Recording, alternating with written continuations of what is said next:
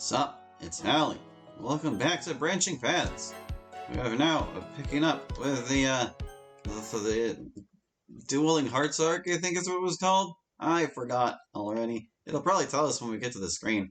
I just spent like 20 minutes skipping through the first 10 episodes of the mod because they updated their files again or something or other, and like it thought all the text was new, so I was like, great. Anyway, here we are. This is the menu section for episodes 11 through 13 of DDLC Branching Paths Dueling Hearts arc. The episodes will be unlocked as you play through the mod, which I did. So please select an episode to begin. Episode 11. Episode 11, Blossom in Autumn. I also noticed a whole bunch of changes in the visuals of the previous chapters, where they had like more BGs and new music and stuff. Anyway, I slump into a chair in the school's reception area. My head is still spinning from the whirlwind that was earlier. I breathe through my teeth as I clutch the ice pack closer to my forehead, wincing through the pain and coldness. My head still feels like it split it in two after the headbutt. I didn't realize it hurt that bad until I finally started walking. I can barely feel my jaw, but at least the bleeding has stopped. My arms and legs ache in agony every time I move them, no more than a centimeter. Meanwhile, my left hip sears in pain no matter how I sit. It hurts to blink my right eye. I must have been in shock for a little bit. It's a miracle that I've been able to keep all this pain inside and not break down crying. Though I don't know how much longer that's going to last. I am so dead once Mom finds out. What's the school going to do with me now, since I hurt their precious golden boy? I try to sit upright in the chair, but I quickly resume my slumped position once my body makes it clear to me that it did not want to move a muscle. I take the ice pack off my forehead and apply it to my hip. Couldn't they have given me something else other than this crappy ice pack? Even though the paramedics cleared me, I wish they could have done more. I look up at the wall in front of me as I try to distract myself from the pain. A large framed photo or portrait of an older gentleman with a mustache and balding hair hangs overhead, staring right back at me. A shiny golden plaque is engraved right under the portrait, bearing what looks to be a name. Principal Francis K. Herring, 88 to 2008. Looking to my left, I see another portrait just like it, though this one was in black and white. It was a different man in this portrait. He looked to be a little younger than the first guy I saw, but he was dressed in what looked to be some kind of priest's outfit. Principal Archbishop Thomas D. Salvato, 1954 to 1988. So those are our previous principals. I wonder what they would say about this place now, or if it was the same during their time. I eventually get creeped out by the stares of the portraits and look further down towards the principal's office door. This will be my first time meeting him. I've seen him around the school while I was walking to classes, and I remember his speech on the TV during the first day of school. But other than that, I don't have much of an impression of the guy. From the rumors I've heard, he's decent to get along with. Why he puts up with the guys like Kai, though, it's anyone's guess. Maybe he has some kind of tolerance for jerks. But I guess in this case, I'm one of those jerks. I think to myself, as flashbacks of me relentlessly punching Kai's face in continue to play on and repeat in my mind. I still can't believe I did that. Never in my life have I ever raised a hand to anybody. But it's not like I really had much choice. He forced me to do it. I had to do it. He threw a stick at Sam for fuck's sake. He could have seriously hurt her. If I say I was fighting in self-defense and defense of someone else, they'll understand, right? Sam would back me up, right? It depends on how much money that kid's family gives them. I'm going to turn off the things I used to skip stuff. That question brings me to another unpleasant thought. Sam, she saw me go berserk on Kai, and she just walked away after it was all done. She didn't even look back. I sink back farther into my chair, ignoring my agonising hip and limbs. Did I lose her? Is she ever going to talk to me again after all this? If she doesn't, then it would have all been for nothing. I'll be back to square one, being friendless in a new school that I clearly don't understand. People will probably keep their distance from me. They'll probably see me as this violent delinquent and pervert, assuming, of course, they don't expel me. What's worse is that I doubt Kai will let this go, and he'll really come after me now. By some miracle that I'm not expelled, then I'll still end up in the worst-case scenario. alone in a town that I know nothing about, being harassed by someone who can never get in trouble, with no one who can help me. Other than Mom, I have nobody on my side. Even then, I'm still going to get an earful from her. Like, seriously, how messed up is this place? Exclamation, not a question. Did my mom even research this school? It was never like this back home. Back home, it actually made some semblance of sense. Ah! I'm forced to readjust my sitting position as the nagging pain in my arms finally wears me down, which in turn causes a new level of pain for my hip. No matter what I do, I always end up hurt. I seethe to myself until I hear the front doors open with a sudden push. I hear someone nearly run into the front desk. I look over to see my mom speaking to the school secretary. I can't make out what they're saying. After about a minute, Mom rushes over to me as I see the secretary sit back down and mumble something into her microphone. Michael? Mom embraces me tightly before I can finish my sentence. I feel like my bones are about to snap. Mom, careful! I choke out. Oh, sorry. She says as she hastily releases me, sitting down in the chair next to me. Michael, what happens to you? I sigh to myself. If it wasn't obvious enough already, I got into a fight. With who exactly? Who did this to you? Kai. Mom stares back at me, frozen in shock. What? There's a lot that happened, and I'm still trying to wrap my head around it. Tell me everything, now. I don't really know how to explain it. Just tell me, damn it, I need to know. I'm going to sue that boy's parents. Look at you, you're bruised all over. If you think I look bad, you should have seen what he looked like. What do you mean? I might have gotten a little carried away. Just start from the beginning and tell me what happened. Okay, I say as I take a deep breath. So around the time I went to lunch, these pictures of this girl Charlotte changing were posted all around the school. There was a nasty comment accompanied with the photo and a signature at the bottom. Okay. It was made in my handwriting and signature. Mom looks on at me like a deer in headlights. She tries to formulate a coherent sentence for a full minute before finally getting over the shock. What do you mean it was in your handwriting? You didn't do that, did you? Of course not. I don't even know the girl. I only ever spoke to her once. I swear it wasn't me. I choke out through my pain. Mom sinks into her chair. So, why is your handwriting on these pictures of this girl, then? I really don't know. Someone must have copied my handwriting, but I don't know how they could have done it. This is all some kind of setup. Kai is framing me. Mom stares through the floor as I plead on. I promise you, Mom, I would never, ever do something like that disgusting. You and Dad raised me better than that. The last thing I need to hear right now is any mention of your father. Mom says as she snaps her gaze back to me. I deflate further into my seat. And sit up. You're going to hurt yourself more with that posture. All right. I groan in pain as I readjust my body to sit in a proper, upright position. Despite my hip feeling tender, at least my arms and legs aren't bothering me as so much right now. Mom lets out a long sigh. So, how did you get into a fight with this Kai boy? So once I got shown the photos, some of my classmates were trying to arrest me or something. So I ran out to the old oak tree we have on campus to meet up with a friend, because I didn't know what else to do. I thought that she would have or could have helped me, and we were about to go to the office before Kai came up and started bothering us. He tried to hurt Sam and I stepped in to stop him.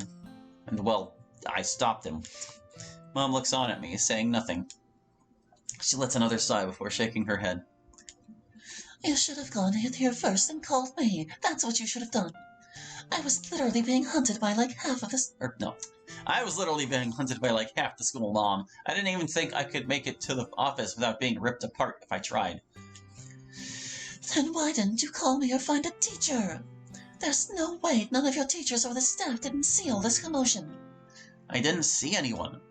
For heaven's sake, Michael. I don't even know what to say to you right now. I let out a defeated sigh. I don't know what you want me to say. I did what I thought was right.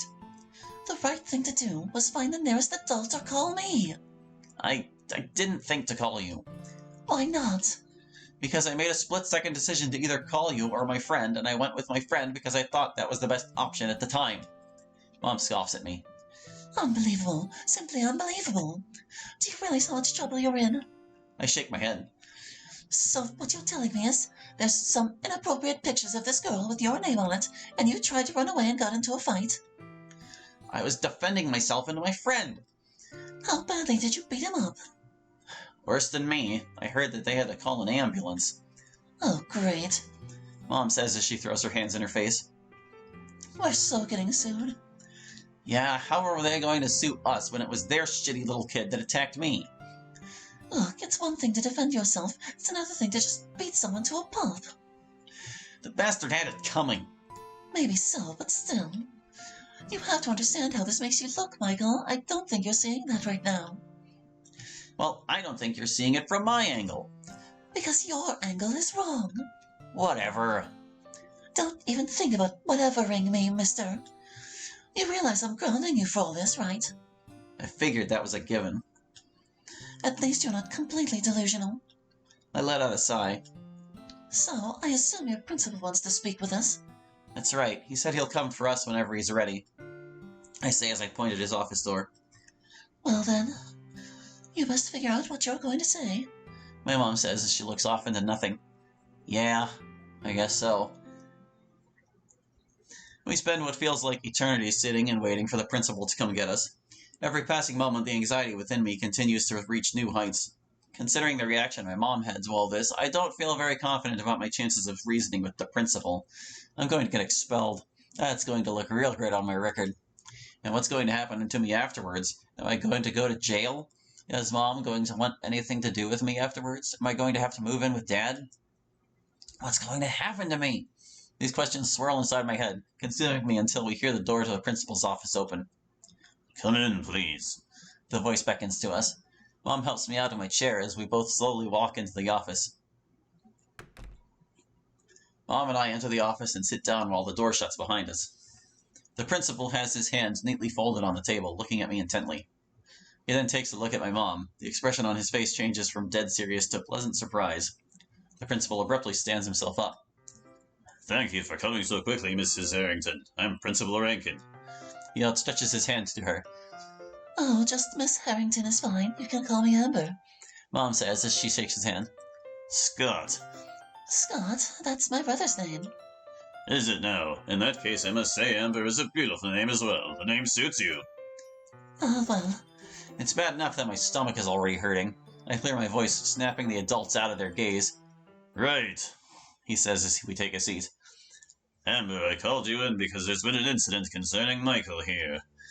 Michael is being accused of taking inappropriate photos of 3 girls without their consent, attempting to evade authority, and fighting. He badly injured another student, and we had to call the paramedics out here twice in relation to this incident. Twice? Mom says as she glares angrily at me. Whoa, wait a second. 3 girls? Yes, you heard right, Michael. I only know about the one girl. Who are the other 2? Principal Rankin turns around and grabs something off his desk. He then distributes 5 photos on the table in front of us like a poker player. Mom and I took a look at each of the photos with the captions attached. My mom can't look at them longer than a few seconds before she has to put them down and shut her eyes. I simply keep staring at them, unable to believe what I'm seeing. I finally set the last photo down on the table and look back at the principal, completely speechless. We stare at each other for a moment, waiting to see who would speak first. Eventually the principal gets tired of waiting for a response from me. So, Michael, what do you have to say for yourself? He says as he leans back in his chair, not breaking eye contact with me. I didn't do this. Can you confirm that these captions were written in your handwriting? Yes. Then if you didn't take these photos like you claim, why is your handwriting on them? I try to stammer out an answer. I look to my mom for help, but she refuses to look at me. I sigh and look back at Principal Rankin. I don't know, sir, but I can swear on my life that I have never took those pictures. I've never been I've been in class all day. Only time I ever left was to use the bathroom during 4th period in my lunchtime. I don't even have gym this semester, so when could I possibly have taken these, much less get into the girls' locker room? That's what I want to know, he says as he leans back up in his chair. Michael, let me tell you what you're up against right now. You're not looking at just expulsion, but criminal charges filed against you as well. My body freezes in a flash. Criminal charges? The parents of the girls are furious and they're demanding action. What about the parents of this Kai boy, the boy Michael fought? The principal sighs. I've tried to contact them, but to no avail. They're notoriously difficult to reach. Do they know what their boy has done or what has happened? Not to my knowledge, no. Great, Mom says as she throws her hands up in the air, letting them fall into her lap. This is unbelievable, Scott. What's going to happen to my son? Well... He pauses for a moment, staring at me before returning his attention to my mom.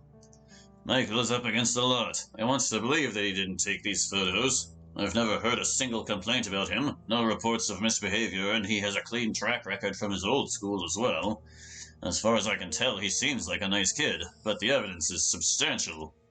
That said, Michael did make a good point in saying he doesn't have gym this year and likely wouldn't have been able to access the girls' locker room. At least, not on his own.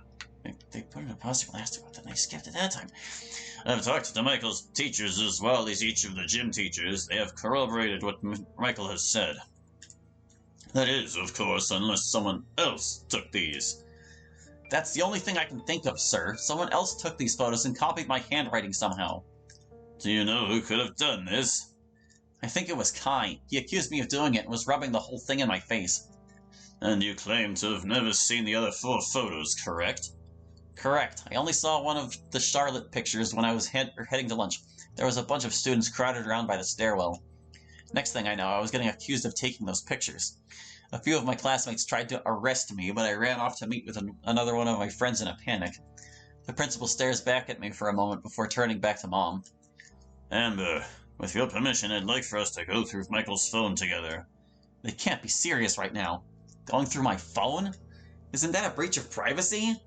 I might not have anything to hide, but I'm not exactly a fan of the principal, much less my mom snooping through my phone. Hang on a sec. Sure. My mom looks at me with a deadpan expression. Michael, give him your phone. I softly groan to myself as I begrudgingly take out my phone and unlock it before handing it to Principal Rankin. The principal then moves his chair around to the side of the table so my mom and him can get a good look at my phone together. This is unbelievable. But it's not like I have much choice, so long as this helps prove my innocence. Principal Rankin spends the next 5 minutes or so with my mom searching through my phone. They searched through my photos, apps, texts, calls, logs, search history, basically everything. Principal Rankin then hands me back my phone as he rolls his chair back to his original spot across from us. Well, the good news is that there's nothing on there that incriminates Michael. As a side note, I'd really love your cat there. Yeah, her name's Lily. She's my dad's cat. Oh, nice. I had a cat just like her when I was your age. I'll also attempt to forget seeing that search history. I blush bright red with embarrassment as my mom looks at me, shaking her head. Of course, that still doesn't explain how Michael's handwriting ended up on those pictures. We're still reviewing the camera footage to see who exactly hung them, so that will take some time. Then there's the charges of attempting to evade authority and fighting. How was I trying to evade authority? Well, you were found at the edge of campus near the old oak tree after you were shown the photos. There was also an announcement put out over the intercom ordering you to report to my office immediately, which you failed to respond to. Tell me, Michael, were you trying to escape campus? No, sir, I wasn't. I was meeting a friend there because I thought she could help me with the situation, and that's where we agreed to meet. I was being hunted down by a group of my classmates. I figured at the time that my best bet was to try to go somewhere out of the way on campus. We were planning to go find an adult before Kai confronted us, and I didn't hear anything on the intercom. I see.